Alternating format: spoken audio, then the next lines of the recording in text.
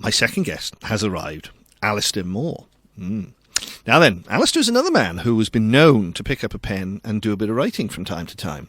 Good morning to you, Alistair. Morning. Are you well? I'm very well. Thanks for having me on. Well, you thank me now, but obviously later on you may decide that wasn't the right thing to do. No, seriously, it's lovely to have you here with us, and we need to talk to you about a book of yours which has just come out on the 26th of July, a crime thriller, I am told. That's right, yeah, it's called The Release. The Release. So we've had the release of The Release, which was on the 26th of July. We will talk about the book in a couple of moments' time. But let's find out, first of all, a little bit about Alistair Moore. Now then, you've told me you've come down from the smoke. You've come down from Islington in London. That's right, yeah, from the Big Smoke. So yeah. I was born in London, I live in London. Right. I'm based in London most of the time. And so my connection with Wales is due to my publisher being based in Cardiff. Which is a good thing. Candy Jar Publishing, a wonderful thing. A wonderful thing. So, yeah, I need no more excuse to come visit sunny Cardiff and my very good friend who lives here. Yes, indeed. So, yeah. So, tell us a little bit about your good self. How long have you been aspiring to be a writer? Have you been writing? And how's it gone so far? To answer those questions, I guess I've wanted to be a writer since I was a kid. I used to write, sort of fantastic little stories when I was in primary school and stuff. And yes. for quite a long time, I wanted to write a novel. It's been a sort of long ambition of mine. Your second question was, have I been writing a lot? And actually, I haven't written that much consistently over the years. This book I actually wrote 9 years ago, so it's got a bit of a history. Right. I had an abortive publishing deal 5 years ago. Okay. We didn't agree on the contract. It's been rewritten a bit and refined a bit since then. And I'm certainly happier with it now. So in a way, it's making. maybe been a blessing in disguise, even though clearly, you've probably been tearing your hair out of the fact that, it hasn't happened over the last few years, but now it has. That's right. At the time, I felt really disappointed, but the book wasn't what it is now, and I think, I'm far happier with Candy Jar. I'm very happy to be with them. Than the guys. Tell us just a little bit, if you will, then about Candy Jar Publishing, what you know, and hopefully you're going to say nice things about them. I'll say great things about Candy Excellent. Jar. Candy Jar is a small publisher based in Newport Road, Cardiff, right. And what they are probably best known for is publishing Doctor Who series books, because I believe, I'm sure Sean from Candy Jar will correct me if I'm wrong on this, but they own the rights to one of the characters from the Doctor Who series. Interesting. Colonel Lethbridge Stewart. Colonel Lethbridge Stewart. Now there's a name from the past. TV episodes in the 60s. Yes, he was. Yes, and I can hold my hand up and admit to being old enough to remember some of those earlier episodes with good old John Pertwee in it. And I think, if I'm not mistaken, Colonel Lethbridge Stewart, was a character that was used very, very regularly back in the day, because even though obviously it was science fiction, it was sort of slightly more attainable science fiction, if you will, in that there were still men and women from the army riding around in Land Rovers and so on, helping out the Doctor, which of course is something you don't tend to see now. That's true, not so much. So I think they own the rights to Lethbridge Stewart. Okay, and, some other characters from Doctor Who, I can't remember. Some Excellent. Kind of, right. monster type characters. So how did you find Candy Jar in the first instance then? I basically Googled for publishers who accept unsolicited admissions, which is becoming increasingly rare nowadays. Right. Because even smaller publishers who used to do that many of them have been bought by the bigger publishers. Right. Yes. Unless you have a literary agent, you just don't have access to these publishers. Your submissions won't even be seen. Candy Jar were one of the publishers who were still looking at unsolicited submissions. So it's just pot luck, really. There we are. That's really good to know that there is somebody still out there, or there are others, I'm sure. But it's good to know here in Cardiff that we have a company like Candy Jar who are willing to, to take a little bit of a gamble on people. But clearly they must have liked what they saw from the work that you submitted. Yeah, seems to be, and I think it was the right thing at the right time, because this is the first novel in this genre that I think that they've published. I think that there's another one they're doing, another crime novel. But it's quite new for them. I mean, they do a lot of kids' books as well. They do some biographies as well. Right. So Sean was looking for a kind of crime fiction thriller type novel. So yeah, it's quite fortuitous, really. Excellent. Well, Alistair, we'll talk more in a few moments' time about the book in particular. Alistair Moore is around too. He's here in the studio with me, and we are talking about his book, a novel, which came out a week or so ago, 26th of July, and it was called The Release. Indeed, it is still called The Release. Alistair, we've touched on the book, but and obviously when we've done our little introduction with your good self. But so tell us some more then about The Release, what the principle of it all is, and what should people be looking out for? If I had to sum it up in a couple of words, I'd say it's basically a story about revenge, but it's got a few different layers to it. It's told from the perspective of a man who has been hired by a bereaved father, a father whose teenage son was murdered by another teenager, and the teenage killer is in prison and is soon to be released, hence partly the name of the release. I see. Connection there. And the killer is to be given a sort of new identity and moved to a new location to help him start a new life.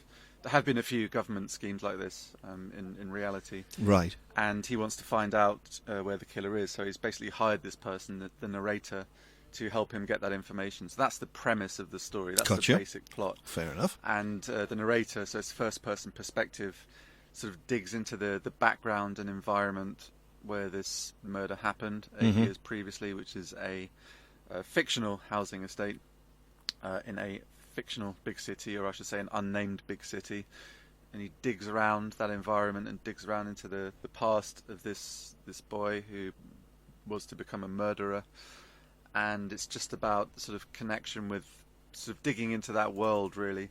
There's a lot of physical description in there. It's quite a descriptive kind of book. In particular, the fictional housing estate it's based around, which is actually based on my memories of a real place. So I should stress that it's not actually based in reality on this place. No. The now mostly demolished Nightingale housing estate in East London, which is a place I was quite familiar with from hanging around the area when I was a teenager. And I would say aesthetically, the place really made an impression on me. It's Gotcha. really sort of these monolithic 6 concrete towers. I guess sort of classic 60s brutalist architecture. Right. A council residential housing estate. And I guess it wasn't just me who sort of, this development made a big impression on, because it was used in a lot of music videos. Blur and Suede and Travis all did music videos there. And so really, you're already hip and trendy, by, as you say, having that sort of feel there, and people will be saying, I get the idea of this. I'm sure I can imagine this from some pop music video that I've seen in the past. Yeah, it's just a very striking housing development, or I should say it was, because it was the last tower was one remaining tower, but the rest of it was knocked down in I think 1998. But it really striking, this kind of huge flat plateau, these 6 towers spaced apart from each other, these low-rise blocks around it. I always found it kind of beautiful in a way, rather than ugly. But I should stress that this novel, it's only physically based on this housing estate. Absolutely. There's no real connection with real people, although the themes are very real and present, and I think there's sort of themes that have been in the news. Understood. So, where did you draw your inspirations from for the novel and just ideas in general? I mean, are you a man who is a great cinema goer? You love to go and watch films. You watch a lot of TV. You read a lot of other novels that are of a similar genre. I mean, where does that inspiration come from? I think it's come from all over the place, really. I wouldn't say I'm a huge film watcher. I do like cinema and I do read. Sadly, a bit less than I used to. I think that's the case for a lot of people nowadays. Sure. With all the distractions we have now. But the inspiration, I think it was a bit of a mishmash of different ideas I've had over quite a long period of time, really. One was the idea of I was interested in the idea of a character who blends into his surroundings and, people don't really notice him. A sort of outsider kind of character. Right. And the kind of situations that such a character might find himself in. And then that connected with the idea of this crime. So, I mean, I mentioned in a bit of blurb at the back of the book around the late 90s, early 2000s, there are a few quite high-profile crimes which were, quite shocking, kind of senseless violence, and they made it into the news. Jamie Bulger's one example. There are a few other ones. Yes. And we started hearing the phrase "broken Britain" in the news. Yes, and, indeed. People were talking about, why did these things happen? Why did these crimes happen? Why are people driven to sort of this senseless violence? And of course, I have to admit that some of it seems a bit dated now, because I mean, in London, teen killings are happening quite regularly. Sadly, now. It's a bit less shocking than it used to be. But I was interested in themes of sort of how the media handle these kind of killings, the impressions they make on people, surely the way they portray, the worlds that these killings or crimes are happening in. Yeah. So there's sort of different themes in there. There's the theme of the media, portrayal of events, how people live, social division. But I want to stress that it's not a political book. I don't make political points. I don't moralise. And in fact, this is something I'm really kind of quite careful with in my writing. I don't my work to be sort of co-opted to any kind of particular cause understood. or anything. Really, ultimately, it is entertainment. And it's fiction, but I guess there's some quite sort of meaty material in there. And is there a huge weight off your shoulders now that it has physically come to pass and it's there, it's in print? I mean, obviously having had such a long period waiting to get it right, you must feel a great sense of release that, yes, the release has been released. Yes, I like the triple use. It's good, isn't it? Triple use, yeah. Well, see if we can do 4 in a minute now, but I'm sure probably that might be tricky. It does feel nice. I mean, it's had a few full starts, so it doesn't feel like a huge event to me because I had to sort of, it's been sort of pseudo published before or nearly published before. But it's just nice to have it out there. And as I mentioned before, I am really happy with Candy Jar. I'm really happy to be working with them. Surely, those guys are great, and they've been very supportive. I'm very happy with how the production of the book and how it looks and everything. So it's just really nice to have it physically done. So it does feel good, and I guess the next step is really I'm just so curious to see what the world thinks of it. To get that first real feedback, not from people who know me, but from just strangers, people who've heard about it, reviewing it, just completely honest, unbiased feedback. Because that's really just what I'm interested in. It's just reaching an audience and seeing how people connect with it and what they think of it. Well, amen to that, absolutely. Well, Alistair, we'll have another little piece of chat just after the news with your good self, if we may. But we are going to be saying cheerio in a few moments' time to Alistair Moore, who has joined us on Come On In this morning to talk about his book, which is out called The Released. Alistair, now that you've done it, you've said, yes, great, really happy that it's there. We've got to ask about the future then, haven't we? Because, nothing ever stands still. So once you've done the whirlwind tour of book signings and, the parties in Monte Carlo and so on, what happens next? Well, I'm definitely, keen to do more in future. Yeah. Not just novels, but actually more short film.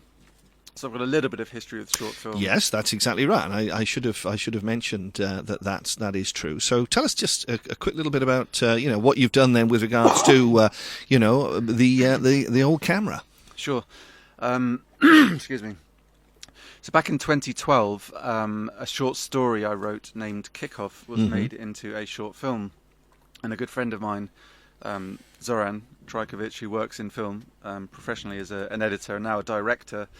He wanted to direct a short film, and he just wanted a good story for it, basically a script. So I told him I've got a few short stories you can look at on my website. One of them was called Kickoff. Mm-hmm. He felt it would make a good film. I completely agreed, although I thought it would be logistically, maybe a bit of a challenge. But it happened. Together we made it happen. Right. With his film contacts and.